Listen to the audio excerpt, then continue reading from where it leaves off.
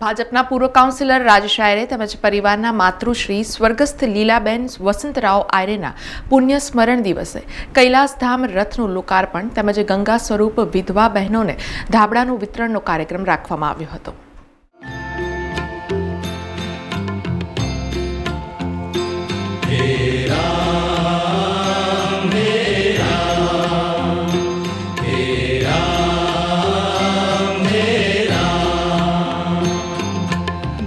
સ્વર્ગસ્થ માતૃશ્રી લીલાબેન વસંતરાવ આયરેના પુણ્યતિથિના દિને જય Sainath education and charitable trust તેમજ શ્રીરંગ રાજેશ આયરે દ્વારા સેવાકીય કાર્યો કરવામાં આવે છે.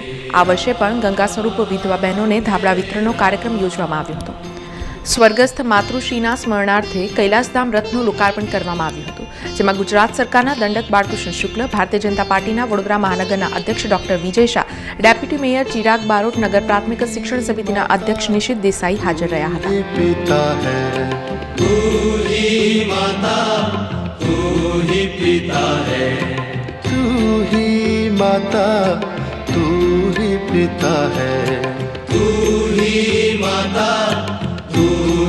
पिता है तू ही तो है राधा का श्याम तेरा मेरा तेरा मेरा.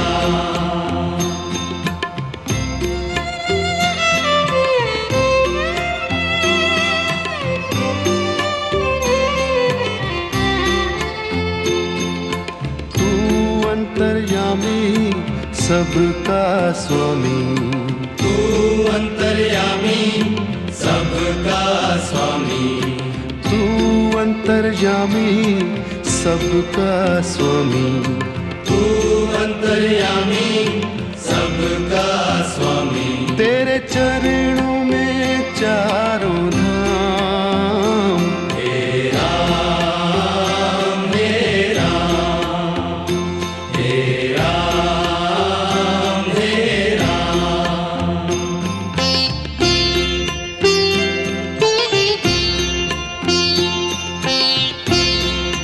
વડોદરાના નેતા અને ટીએનએલના માલિક ભાઈ શ્રી રાજેશભાઈ અને શ્રીરંગભાઈ આયરે તથા સાઈનાથ ચેરિટેબલ ટ્રસ્ટ દ્વારા રાજેશભાઈ, દીપકભાઈ અને જીતુભાઈના માતુશ્રી લીલાબેનના 5મી પુણ્યતિથિ નિમિત્તે મોક્ષધામ વાહિની અને ધાબળાનું વિતરણનો કાર્યક્રમનું આયોજન કરવામાં આવ્યું છે. રાજેશભાઈના જે સામાજિક કામો છે તે અલગ પ્રકારના જ હોય છે અને આ વખતે ફરીથી રાજેશભાઈ અને શ્રીરંગભાઈ દ્વારા જ્યારે મોક્ષધામ વાહિનીની જે શરૂઆત કરી, મને એવું લાગે છે કે એમ્બ્યુલન્સ તો એમની પાસે છે જ, 2 એમ્બ્યુલન્સ પણ છે અને આ 2 મોક્ષધામ વાહિનીની એમની શરૂઆત કરી છે આ વિસ્તારના નાગરિકો માટે ખાસ કરીને. અને કારણ શું થતું હોય છે કે જ્યારે ફાયર બ્રિગેડને આપણે ફોન કરતા હોઈએ છીએ, ફાયર બ્રિગેડ પાસે સીધા આખા વડોદરા શહેરમાંથી 20 લાખ લોકોના ગમે ત્યાંથી ફોન આવતા હોય છે, ફાયર બ્રિગેડની મર્યાદા હોય છે. ત્યારે રાજેશભાઈ આવું જે કામ, સામાજિક કામ હાથ પર લીધું છે. આપના માધ્યમથી કેટલાય એવા જે વડીલો હોય છે કે જે આ પ્રકારનું દાન કરી શકતા હોય છે, એને દાન કરીને પણ આ એક સેવા કરવી જોઈએ, એનું પુણ્ય અને રાજેશભાઈ આયરેના માતૃશ્રી લીલાબેન, એમના પિતૃશ્રી વસંતભાઈ, એમના સ્મરણાર્થે આજે ભવ્ય કાર્યક્રમનું આયોજન કર્યું છે.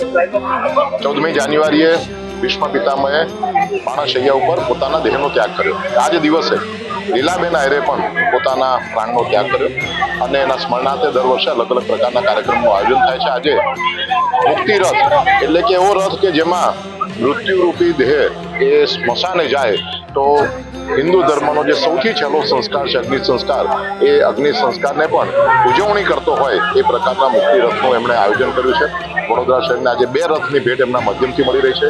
બંને રથ છે તે નિઃશુલ્ક 24 કલાક કોઈ પણ વ્યક્તિ માટે એમને ઉપલબ્ધ કરાવ્યા છે. ત્યારે શ્રીરંગભાઈ, રાજેશભાઈ, એમનો સમગ્ર ટીમ એમને ખૂબ ખૂબ અભિનંદન આપું છું.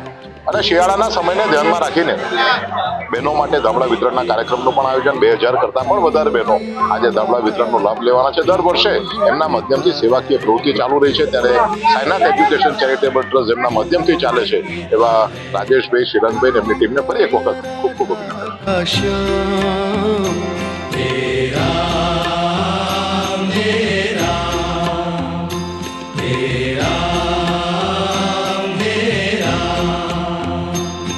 કાર્યક્રમમાં પૂર્વ કોર્પોરેટર રાજેશ આયરે, યુવા કોર્પોરેટર શ્રીરંગ આયરે, પૂર્વ કોર્પોરેટર પૂર્ણિમાબેન આયરે, જીતેન્દ્ર આયરે, રોનક આયરે સહિત જય સાઈનાથ એજ્યુકેશનની ટીમે ધાબળા વિતરણ કરી પૂજ્ય માતૃશ્રીને યાદ કરીને શ્રદ્ધાંજલિ અર્પણ કરી.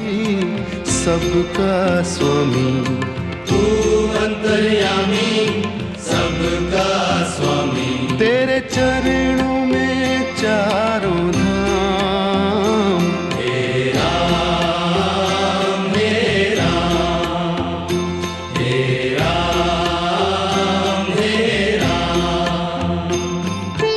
तू ही बिगाड़े तू ही संवारे बिगाड़े तू ही संवारे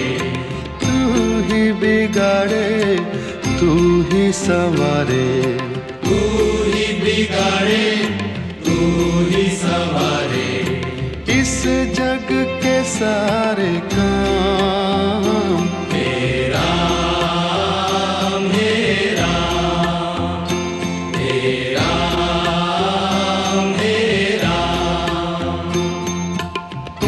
जगदाता विश्व विधाता तू ही जगदाता विश्व विधाता तू ही जगदाता विश्व विधाता तू ही जगदाता विश्व विधाता तू ही सुबह तू ही शाम तेरा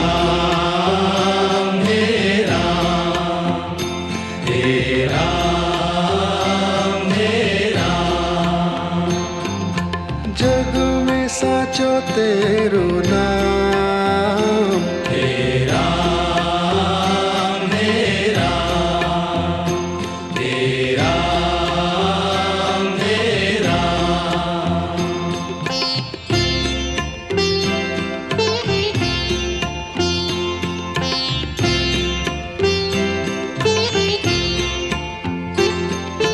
तू ही माता तू ही पिता है तू ही माता तू ही पिता है આજનો દિવસ એટલે અમારી માટે બહુ યાદગાર દિવસ છે. આજે દિવસ અમારા માતા દેવલોક પધારેલા અને આજે એમના યાદમાં આજે અમે ગંગા સ્વરૂપ બહેનોને આજે અમે ધાબળા વિતરણનો કાર્યક્રમ રાખ્યો અને સાથે સાથે જે દેવલોક પામ્યા છે એમની માટે અમે કૈલાસધામ રથનું એનું પણ અમે કરેલું છે.